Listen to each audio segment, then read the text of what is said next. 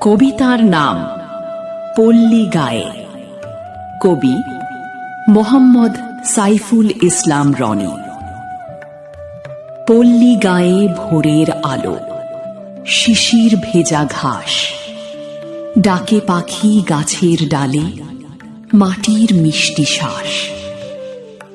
পল্লী গায়ের সহজ জীবন সবুজ গাছের ছায়ায়, হাসি খুশি দিন কাটে নদীর কূলে মায়ায়।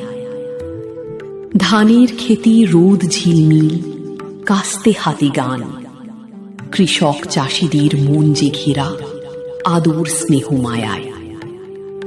বটতলায় গল্প বসে, হাঁটি মানুষের টান, পল্লী গায়ের মাঠে মেলা, সোনার বরণ ধান।